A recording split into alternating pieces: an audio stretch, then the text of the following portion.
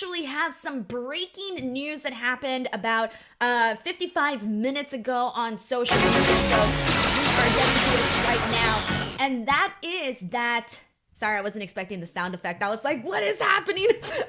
All right.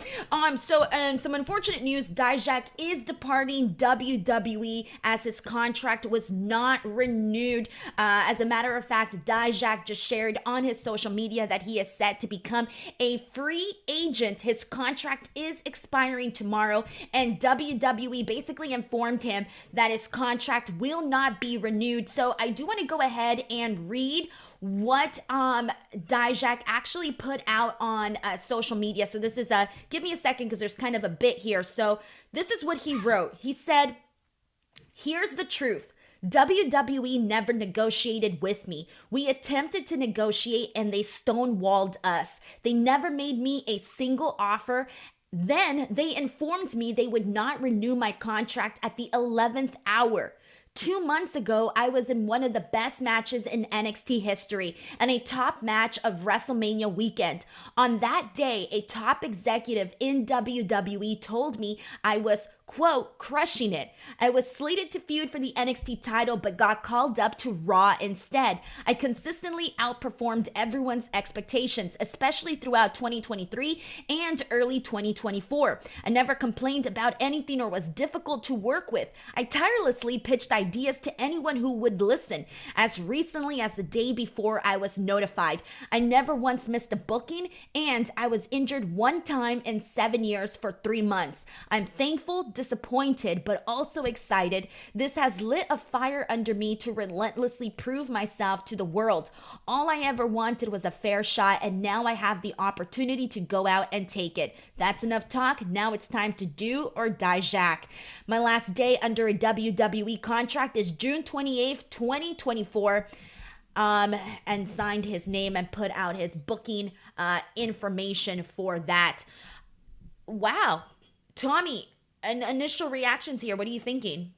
I love the Dijak. See what I did there? Listen, it's a great thing for him.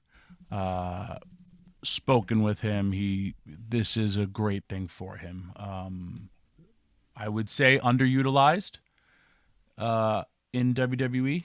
He is he's talented, man. He's big. He can move. I don't know why they didn't do stuff with him. NXT was great for him. It really was. He came up and he was part of that one group that really didn't get over, and they kind of had to repackage everybody with Mansoor, Mustafa, Michin, all that stuff. Just wasn't good, right? Maybe because he's such, WWE is about styles. Maybe because he's a big guy that could also do, I want to say, small guy stuff. Was a thing. He got a 7-year career. He was a guy who busted his ass on the indies, in Ring of Honor. He's one of those NXT people that has a buzz. Whenever they let people go, or especially from the developmental system or NXT, there's some people that people don't really even know. Or because they came out of the college system, they didn't do the indies before. So it's not like, well, it's good to have you back. I think he's somebody who he doesn't need to be developed. He has a path. He has this great look. It's a thing. And I think he'll do really, really good out there on the indies, and he'll also land, if not with a TNA, he'll land in an AEW. He's an excellent worker. He's a good dude. I look forward to seeing him out there, living his best version of him. For some people, it's scary, and some people, there's a lot of people when they get released, it's like, man, you hope that they get in, they'll get a few appearances and then they'll latch on somewhere. But again, he made a name for himself in both brands of NXT. Main roster was but that's not on him. That's on creative. So, I honestly, he'll be fine. He really will be. And I think what's next is the better thing to talk about with him. just because of the athlete and the person, the in-ring competitor that he is. I mean, any company, if it's a New Japan, like I said, New Japan, TNA, AEW, all would be very, very lucky to have someone like him on their roster. I also love that he tagged you, he tagged TNA, New Japan, Tony Khan, AEW in this photo as well. But here's the thing though, I'm honestly very surprised by this. And the reason I say this is because, obviously as an avid weekly NXT viewer, I can honestly say that Dijak was getting so much better. He had mentioned some of the work that he was doing. That match that he was referring to as one of the best for WrestleMania weekend was for the NXT North American Championship with Obafemi and Josh Briggs. It was a 15-minute match that literally was the best of the night. It even topped that Trick Williams Carmelo Hayes match. And then I also really liked the work that he was doing with Joe Gacy. I thought that was good too. And they had some fun. They were getting creative in the matches that they were doing. And so I'm thinking, oh, he's getting really good on NXT. And I remember when they drafted him to Raw, I thought, I get it. I get why they're drafting him to Raw, but damn, I'm going to miss him on NXT because I felt like they could have still used him on NXT. Because one of the things about the show is that before we got Shawn Spears, before we got Ethan Page, when we lost Ilya Dragunov, we lost Carmelo Hayes, it really felt like there were hardly no real top guys on the show. And it felt like the men's roster for the NXT show was just not, it was super slim. Like, it was not really that huge. And so there was seriously a spot to be had there. And that spot could have been Dijak. On top of that, because I'm constantly on social media, one of the people that I see constantly killing it on social media and has a gimmick online and gets all of these likes and interactions, which is very, very hard to do. So when you come up with something and it works, that's something to sort of, get some love for. And Dijak was having a lot of fun on social media. He was being funny. He was doing the whole ratio thing that was working. People were into that. And so he was nailing it across the board with that, with what he was given. So I'm very surprised that they called him up. He went to Raw, did nothing with him, and then just decided not to even give him a try. I would have thought at least send him back to NXT, because on NXT, there's still a lot of spaces to be filled for the guys. It's a lot more packed now, as I mentioned, with Spears and Ethan Page and those guys, but there's still room for more, especially for the men. Yes. A lot what you said there. Number one, if I look at NXT, they need heels. They need heels. And Dijak could have been one of those heels, but he was also a very, very effective babyface. If I look at the overall sum of things, hey, we have new ownership, and I'm starting to see different people when they talk about not being there. We're going to probably keep status quo for a little bit. And then it's going to be, well, people are going to start falling the wayside. It's a different ownership. Don't know how much influence people can have in the sense of, because there's the wrestling side that's run by Nick Khan and Triple H, and then there's the business side, whoever is running that on the TKO side. And it's like, well, we have this giant roster. Are we going to pay this person to be in NXT, or are we going to pay this person to be in the main roster? Where did he honestly fit? I talk about this all the time. When you are doing this roster, the draft, if these people aren't factored into your plans, don't draft them, because here's the end result.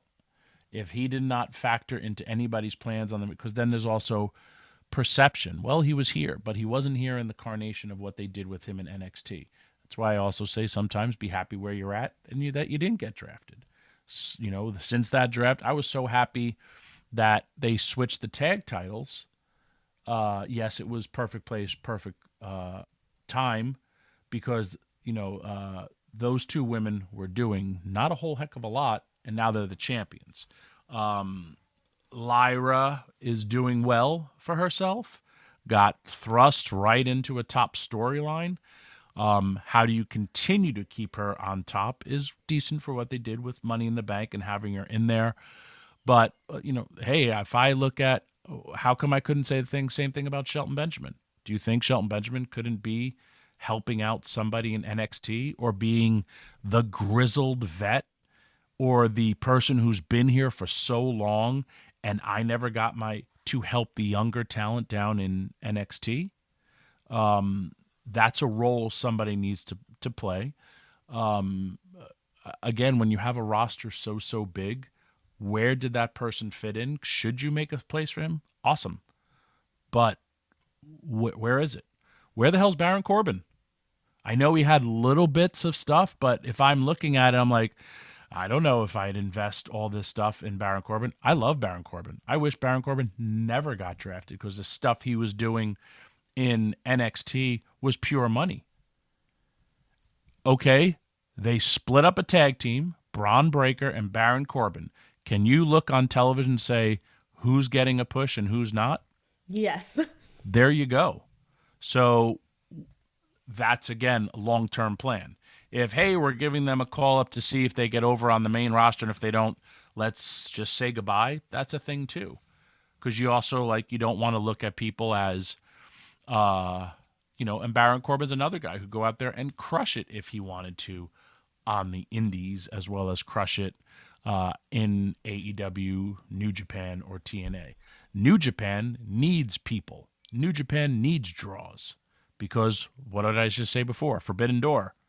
People are getting reactions, but they're not because their top talent aren't as big as it used to be because all their top talent are working in AEW.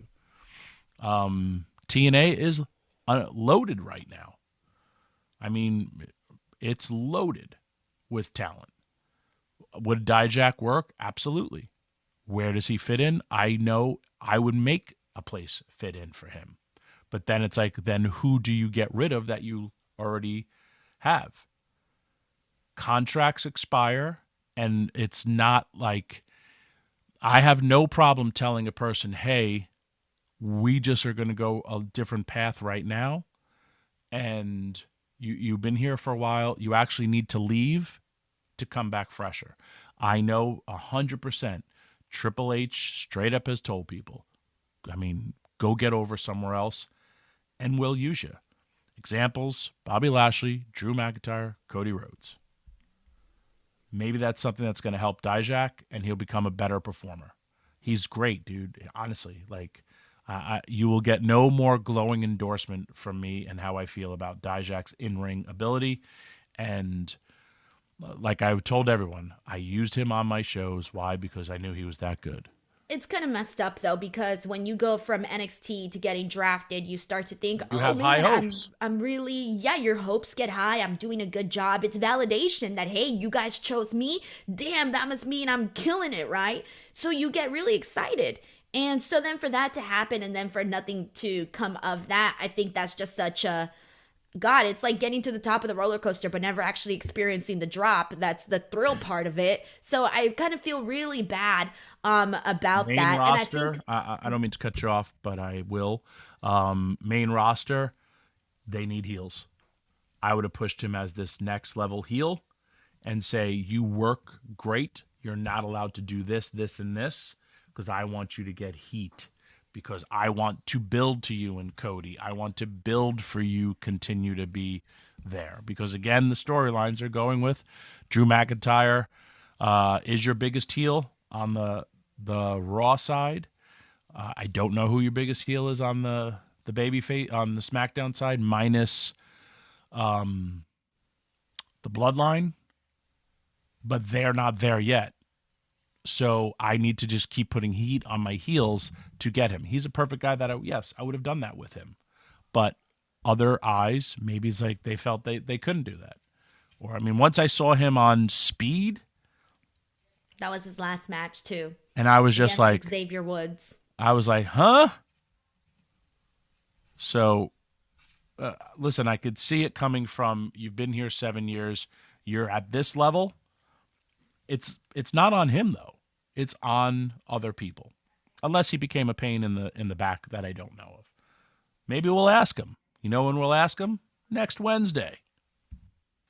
Next Wednesday, you guys heard it here, Dijak will be joining Busted Open to talk about what went down Wednesday at 11 a.m. Eastern Time. This Wednesday, coming up, do not miss it, July 3rd. This also reminds me of Cameron Grimes, by the way. So I guess in a way, this was a better case scenario because Cameron Grimes spent like almost a year, who knows, on the main roster waiting for an opportunity. So I guess on the bright side, Dijak didn't have to wait as long as Cameron Grimes did to, it sucks. It really does suck. I agree. I've experienced it. I've experienced it coming to work and not being used. And you just, like, for Cameron Grimes, he should be free real soon. And it's, what now? He rose. He was a top star in NXT. And like I said, they did very little with him. But then again, he came on this show and said, well, I was a Triple H guy, but then Vince came back. And I could see Vince McMahon not getting him, not understanding him, and looking at him. Because I had him in TNA, and I did not look at him in that Cameron Grimes. I know upper management did not as well. So I knew if I had him now, oh my gosh, what I would do with him. Because I love that Cameron Grimes character. Because I never knew he could talk. I never knew stuff like that because he never showed that when he was first there. But where did he learn and get better? Both Cameron Grimes, Dijak, they're better to be a part of WWE's system. They're better to have gotten over in NXT because they're smarter and better workers. And that's it. That's bottom line right there. And then where do you go from there? Perfect example, Steve Maclin. Yeah. Steve Maclin getting released, never getting really an opportunity, not because of anything that he did. Coming to TNA, became world champion, got hurt, got sidetracked, but you go out there and you watch his matches and you're like, wow, that guy's a professional. Wow, that guy could be something. So, again, a better opportunity. Another great example, his wife, Deonna Purrazzo. Did she get an opportunity that she wanted, blah, blah, blah, dominated in TNA. Dominated. Her contract comes up. Would we have re-signed her? Of course. She got another opportunity. Everybody in that locker room was so happy for her. Cool. You've been here for 5 years. Go somewhere else. And we'll be here when you come back. It was a great thing, and she became the virtuosa on her hard work and then a push. That's what most people need to get over. It's not really hard to do. Dijak will be one of those people.